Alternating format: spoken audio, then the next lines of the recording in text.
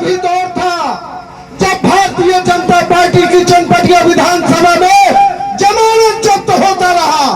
पहली बार 2000 में चनपटिया भाजपा को जिताने वाले और मुख्य भूमिका निभाने वाले हमारे बड़े भाई बसंत सिंह जी ने जो त्याग किया, जो समर्पण किया, इनके साथ भी छल हुआ। पार्टी ने वचन देकर, आश्वासन देकर अंतिम क्षण में इनका टिकट काटा। ऐसे अभिभावक का हम अभिनंदन करते हैं, स्वागत करते हैं। और अगला जो हमारे संचालक महोदय और बहुत बहुत धन्यवाद विनीत मिश्रा जी। विजय ठाकुर जी के अपमान पर मैं पहले भी कहा और आज भी कह रहा हूं, विजय गए तो विजय गया, विजय गए, विजय गए तो विजय गया। अब तुम पछताओगे, कोशिश करके देख लो, जीत कभी ना पाओगे। मैंने कहा है, पहले भी कहा है। अब समय कम है, मौसम का भी मिजाज हम लोग देख रहे हैं और आप लोगों का अधिक समय न लगे इसके लिए भी हम लोग की चिंता है। तब मैं काफी अनुभवी नौजवान हमारे उमाकांत सिंह जी जो विधायक हैं, उनके बगल पड़ोसी हैं इंजीनियर संदीप कुमार जी, और इनकी पत्नी चुनाव लड़ी थी और उमाकांत जी की भाभी लड़ी थी। इन्होंने ही उनके भाभी को हराया था और वो 3 नंबर पर थी और 1 नंबर पर थे, और एक गायत्री टेंट हाउस वाला दूसरे नंबर पर थे। सुने होंगे आप लोग। काफी अनुभवी, जानकार, इंजीनियर। आज विकास के मामले में इनकी चर्चा है। 47वां वार्ड पार्षद बेतिया जिला में है, उसमें इनका एक अलग 1 to 10 में एक स्थान है इंजीनियर संदीप कुमार जी का। तो मैं उनसे आपको मिला रहा हूं और इंजीनियर संदीप कुमार जी अपने विचारों से इस महती सभा को संबोधित कर रहे हैं। इंजीनियर संदीप कुमार, बहुत बहुत धन्यवाद आपका। आज इस कार्यक्रम में आए हुए सभी गार्जियन बंधु, हमारे चाचा चाची, हमारे दादा दादी, हमारे युवा साथी और मंच पर उपस्थित सभी गार्जियन दुल अभिभावक गण, आप सभी का मेरी तरफ से इस कार्यक्रम में हार्दिक स्वागत और हार्दिक अभिनंदन है। आज हम लोग सम्मिलित हुए हैं एक बहुत बड़े मुद्दे को लेके, जो आज से कुछ महीनों पहले बड़े रूप में चालू हुआ था, और ये था कि चनपटिया के बेटा ही चनपटिया के विधायक बने। मुझे नहीं लगता कि कोई भी घर है, मान लीजिए हमारा ही घर है, अगर हम उसमें ये बोलते हैं कि हमारे घर का जो लड़का है वही हमारे घर का मालिक बनेगा, इसमें तो कोई भी गलती नहीं है। तो अगर इस ध्येय को लेके विजय ठाकुर जी आगे बढ़ रहे हैं तो इसमें कहाँ गलती है। और इसको लेके अगर कोई पार्टी का कोई विधायक हो, कोई नेता हो, अपना दबाव बना के और सोचे कि हम पार्टी से निकाल देंगे, इसका मतलब ये थोड़ी ना है कि हम स्वीकार कर लेंगे कि बाहर का कोई आदमी आएगा और मेरे घर का मालिक बन जाएगा। ऐसा नहीं होता है। इस आवाज को उठने का एक बहुत बड़ा कारण है। बहुत सारे वक्ताओं ने अपनी अपनी बात बताई। मुझे जो लगता है कि आखिर इसकी नौबत नहीं है, जरूरी नहीं है। मुझे भी नहीं लगता है कि पूरे बिहार में या पूरे देश में हर विधानसभा में वही का नेता चुन के आता है। लेकिन आखिर यहाँ क्यों इसकी इतनी चर्चा है?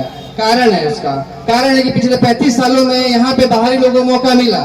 अगर उन्होंने इसके साथ न्याय किया रहता, जो भी आज कमी दिख रही है उसको उन्होंने उसको पूरा किया रहता, तो आज ये जरूरत नहीं थी हम सबों को चिल्लाने की यहाँ से कि हाँ चनपटिया के बेटा को लाइए जो यहाँ के लोग के दुख दर्द और यहाँ के समस्या को समझे और उस पर काम करे। आज स्थिति है, जहाँ तक मुझे दिखता है कि हमारे यहाँ जो भी जनप्रतिनिधि हैं उनको दिखता ही नहीं है कि क्या होना चाहिए। उनका बस ये काम है कि जो भी काम नहीं हो रहा है उसके बारे में कोई बोल रहा है तो उनको बस डरा दिया जाए, थोड़ा सा धमका दिया जाए, उसको चुप करा दिया जाए। आप आम जनता हैं, अगर आपके पास कभी मौका मिला हो या उनके पास आप गए भी होंगे तो आप देखे होंगे कि अगर आप उनसे बोलते हैं कि विधायक जी या जो भी है यहाँ एक समस्या है, इसको थोड़ा देख लेते हैं, उनका जवाब सुनेंगे तो आपका दिमाग खराब हो जाएगा। आपको लगेगा हम कहाँ गलती कर दी है, यहाँ आगे इनसे बोल दिए, इससे बढ़िया हम बिना रोड अभी नाले के रह गए थे। जब अगर हमारा जनप्रतिनिधि ऐसा होगा जिससे हम सुगम रूप से बोल नहीं पाएंगे, बात नहीं कर पाएंगे, उस नेता की क्या जरूरत है। इन्हीं सभी को लेके आज जरूरत पड़ गई है कि हम लोग यहाँ बैठ के चर्चा कर रहे हैं कि हमारे घर का लड़का, हमारे घर का भाई बंधु और कोई रहेगा तो कम से कम उससे बोलने में सोचना तो नहीं पड़ेगा।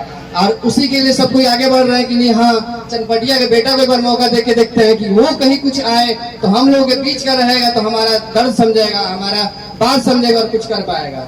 यहाँ पे आप चले जाइए, हर जगह हम देख रहे हैं, आप ब्लॉक चले जाइए, आप स्कूल चले जाइए, कॉलेज चले जाइए, किसी भी फील्ड में जाइए, आप कोई बोलने वाला नहीं है। आप परेशान हो जाएंगे दौड़ते दौड़ते, लेकिन कोई भी ऐसा नेता नहीं है जो उसके बारे में बात करे, उसके बारे में चर्चा करे, आपके साथ जाए और जाकर वहां बोले ये क्यों गलत हो रहा है। पहले कुछ विधायक हुआ करते थे, एक फोन कर देते थे अगर डिपार्टमेंट में है तो डिपार्टमेंट में आपका काम हो जाता था। किस लिए होता कि आप सही थे और वो उस तरह से वहां से ना भ्रष्टाचार करते थे ना उससे कुछ लेते थे।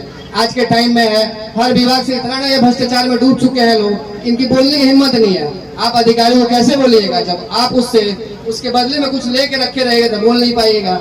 लेकिन आप ईमानदार और साफ छवि के रहेंगे तो आप उससे लड़ जाइएगा उसके लिए कि आपकी औकात नहीं है कि आप ये काम नहीं करें।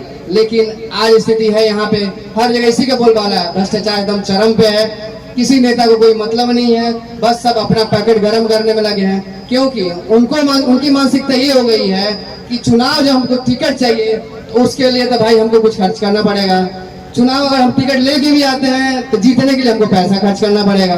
तो ये मानसिकता उनको एक तरह से बिजनेसमैन बना दी है। वो सोच रहा है कि हम एक बिजनेसमैन है, इतना पैसा इन्वेस्ट करेंगे और 5 साल जो आएगा इसमें से हम उसके 5 के बदले में 50 बना लेंगे।